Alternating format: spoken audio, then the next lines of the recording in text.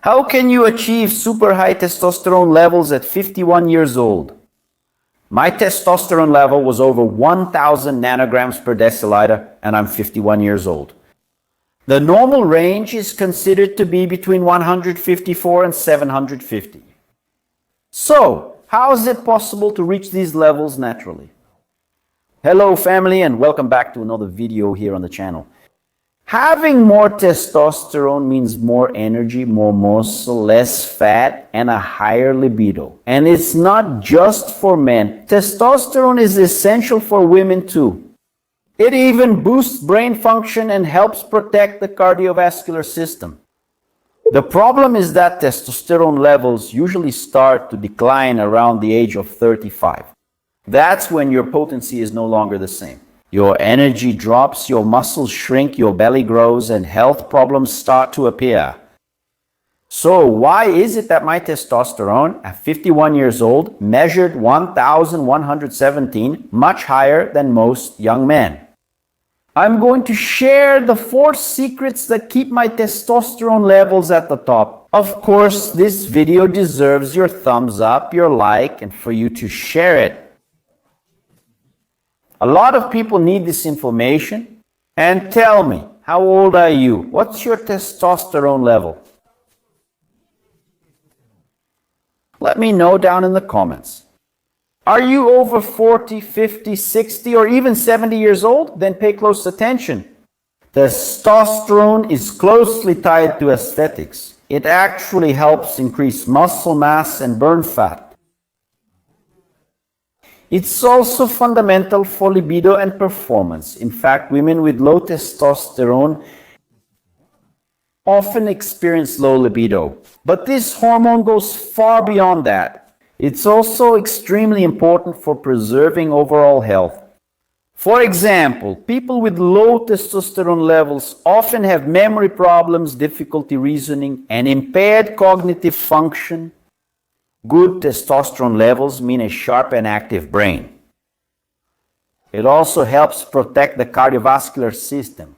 Those with higher testosterone levels tend to have fewer heart attacks, fewer strokes, and overall healthier hearts.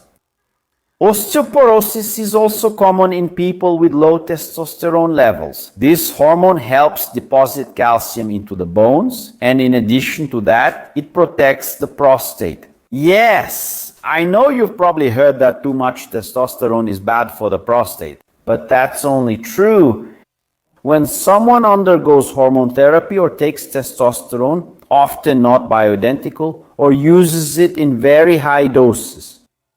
Natural testosterone levels, on the other hand, actually help protect the prostate. So, how can we improve this? Since testosterone is so good, why not just take it directly? It seems easier, right? You could apply a gel, take a capsule, or get an injection. Your testosterone levels go up and everything looks great. Unfortunately, that's not how it works. Hormones work like an orchestra, and this orchestra needs to be perfectly in tune. All of your hormones need to work together. If you raise one too many, you can disrupt the others. For example, if you raise testosterone artificially, part of it can aromatize into estradiol, and then you get the opposite effect. It can also be converted into dihydrotestosterone, which can bring its own set of problems. Another issue is that excess testosterone can suppress your natural production, something called axis suppression. When you take a hormone that isn't naturally produced by your body reduces or stops its own production. This is common with testosterone use. Many men who do bodybuilding take external testosterone, often in very large amounts. When the axis shuts down, production stops, and that leads to problems, my friends. Reactivating this axis to restore natural production can be a real challenge. So ideally, we should increase testosterone levels naturally. And for that, there are 4 very important strategies. First, yes, some supplements can help stimulate testosterone production. I'll mention the main ones. You need good vitamin D levels, okay? Ideally over 60 nanograms per deciliter. Vitamin D is a natural stimulator of testosterone production. The same goes for zinc. preferably chelated zinc, like zinc gluconate, at a minimum of around 20 milligrams per day. Have you ever heard that oysters boost potency and libido? That's absolutely true. They're loaded with zinc, which helps boost natural testosterone production, so make sure to focus on vitamin D, zinc, and magnesium. Magnesium is also essential. It's vital not only for testosterone production, but also for more than 300 reactions in the body. Preferably use chelated forms of magnesium. Magnesium threonate, magnesium taurate, magnesium glycinate, or magnesium molate. These are well absorbed. Be careful with magnesium in multivitamins. The doses are usually too low and poorly absorbed. Aim for at least 350 milligrams of elemental magnesium per day. Now, let's talk about two plants that I really like. They make a big difference in testosterone levels. Ashwagandha and fenugreek. But pay close attention. The ashwagandha needs to be in standardized dry extract form, not just powder. Standardized dry extract. Powdered ashwagandha contains very few saponins. Those are the active compounds that actually help increase testosterone. And my favorite, fenugreek. But again, fenugreek must also be in standardized dry extract form, and it should contain at least 300 milligrams of furostanol. 300 milligrams of furostanol. There's even a product on my supplement list, check it later on, called Power Man. It already includes fenugreek with 300 milligrams of furostanol plus magnesium and zinc. So it's a great option, a solid strategy. These are the main supplements. But it's no use taking supplements to increase your testosterone levels. If you don't exercise, that's the stimulus your body truly needs to produce testosterone, physical exercise. You've got to do it, my friends. I know many people don't like it, and honestly, neither do I. I'll admit it to you, I'm not crazy about the gym either. But I go every single day, even on weekends and holidays. Why? Sometimes if you have appointments or travel, you might end up going only 5 or 6 times a week. So I schedule 40 minutes every day, my friends. 40 minutes of strength training with weights. It can be at the gym, CrossFit, or any resistance training. The important thing is to lift weights. That's what truly stimulates testosterone production. Moacir, I walk twice a week. That's fine, keep walking. But for boosting testosterone, it won't help much. It's useless for that. It has to be intense exercise. That's the second secret, the next step.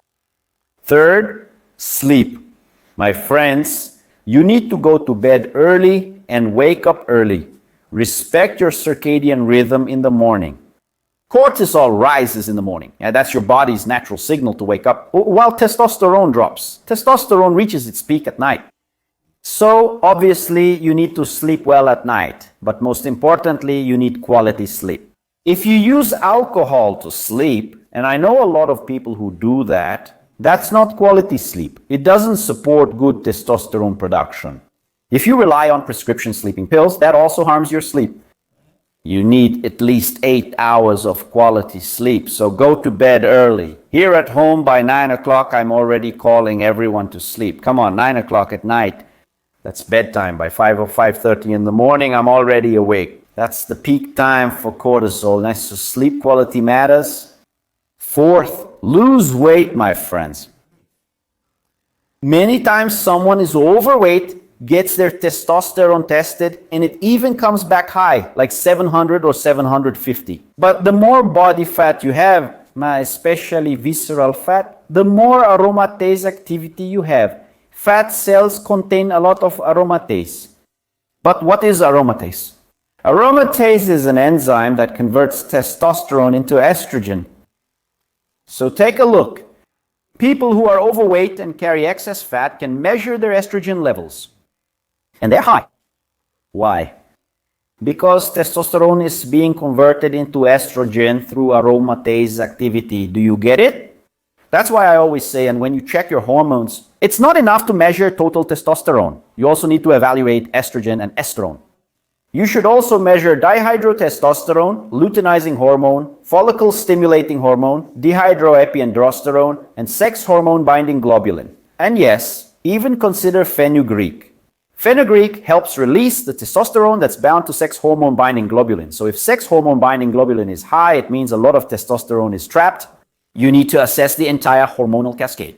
That's why it's not a good idea to take testosterone, because it can follow pathways that aren't beneficial to your health. When you stimulate your natural production, it's like conducting an orchestra.